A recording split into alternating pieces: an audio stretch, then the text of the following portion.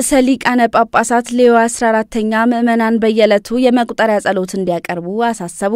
ርዕሰ ሊቃነ ጳጳሳት ሌዮ 14ኛ ለዓለማችን ሰላም ምዕመናን በየዕለቱ የመቁጠሪያ ጸሎት እንዲያቀርቡ አሳስበዋል። ርዕሰ ሊቃነ ጳጳሳት ሌዮ 14ኛ በዓለማችን ሰላም እንዲሰፍን ምዕመናን በየዕለቱ የመቁጠሪያ ጸሎት እንዲያቀርቡና በዕለት ተዕለት ሕይወታቸው ታማኝ የእርቅ መሳሪያዎች እንዲሆኑ አደራ ብለዋል። ቅዱስነታቸው በአደራ መልእክታቸው ለመቁጠሪያ ጸሎት የተወሰነውን የጥቅምት ወር ስንጀምር በዓለማችን ሰላም እንዲወርድ በየዕለቱ የመቁጠሪያ ጸሎት እንድታደርሱ ጋብዛችኋለሁ ብለዋል። ርዕሰ ሊቃነ ጳጳሳቱ በዓለም ዙሪያ በሚካሄዱ ግጭቶችና ጦርነቶች መካከል ምዕመናን በዕለት ተዕለት ሕይወታቸው ታማኝ የእርቅ መሳሪያዎች በመሆን ሰላምን እንዲያበረታቱ አሳስበዋል። ለአረብኛ ተናጋሪ ምዕመናን ባስተላለፉት መልእክት ፍቅርና ይቅርታ በሰው ልጅ ላይ ከሚመጡ የስቃይ ቆስሎች ሁሉ እንደሚበልጡና ከበደሎቹም ሁሉ የበለጠ ጠንካራ መሆናቸውን ለመመስከር የተጠሩ መሆናቸውን አስታውሰዋል። መረጃው የቫቲካን ዜና አገልግሎት ነው።